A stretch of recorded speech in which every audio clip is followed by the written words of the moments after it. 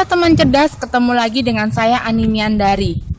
Teman cerdas, apa kabar Anda hari ini? Semoga Anda selalu dalam keadaan sehat dan senantiasa berlimpah kebahagiaan.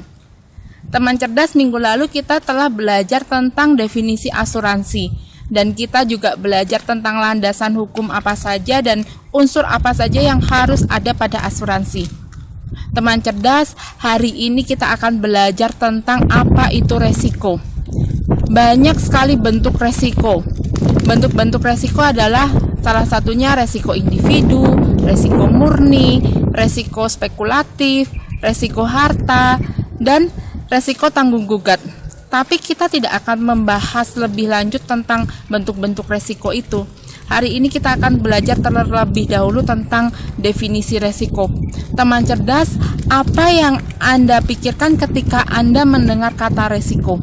Apakah sesuatu yang tidak menyenangkan atau sesuatu yang menakutkan? Teman cerdas, banyak sekali para ahli yang mendefinisikan apa itu resiko. Tapi hari ini saya akan membagikan apa itu resiko yang telah saya simpulkan secara sederhana.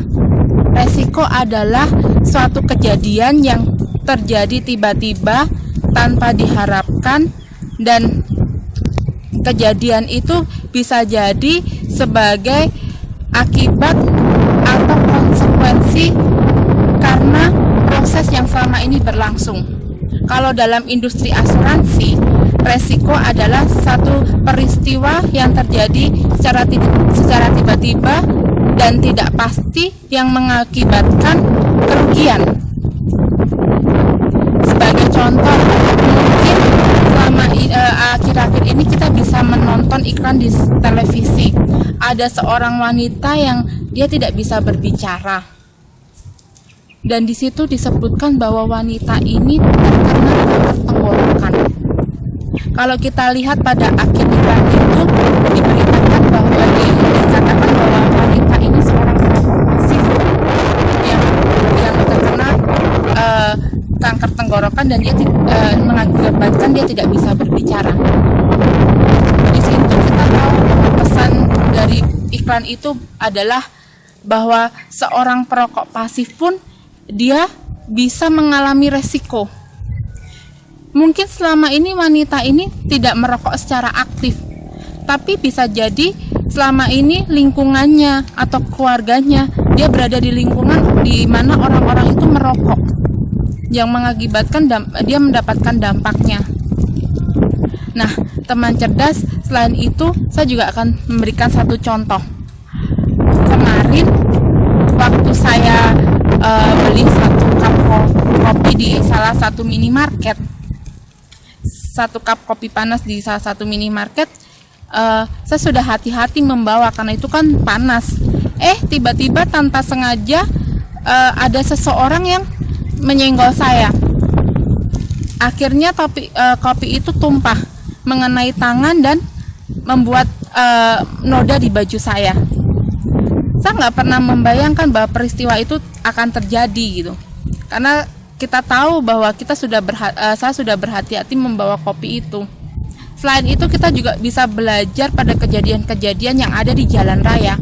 Mungkin Anda seorang pengendara yang sudah menaati prosedur-prosedur untuk mengendarai, misalnya kelengkapan dalam mengemudi, kelengkapan berkendara mulai dari helm, kelengkapan surat izin, dan kita sudah menaati rambu-rambu lalu lintas. Kita berjalan hati-hati, tapi tanpa diduga, tanpa kita inginkan, kita harapkan, tiba-tiba ada pengendara lain yang dia ceroboh. Jadi dia mengendarai sambil memainkan handphonenya, secara nggak sengaja dia menabrak kita dari belakang. Banyak sekali peristiwa-peristiwa yang terjadi secara tiba-tiba, dan itu adalah salah satu bentuk resiko. Resiko itu adalah peristiwa atau kejadian yang terjadi secara tiba-tiba, tidak kita harapkan, tidak kita duga, dan mengakibatkan kerugian. Ada dampaknya, dan yang pasti dampaknya itu tidak enak. Teman cerdas, kalau kita mau memikirkan, kalau kita berpikir tentang kehidupan, kita tahu bahwa resiko tidak lepas dari kehidupan, tidak akan pernah bisa lepas dari kehidupan. Kita juga tidak bisa menghilangkan resiko. Tapi di sini saya mau berkata bahwa kita bisa mengelola resiko itu secara cerdas.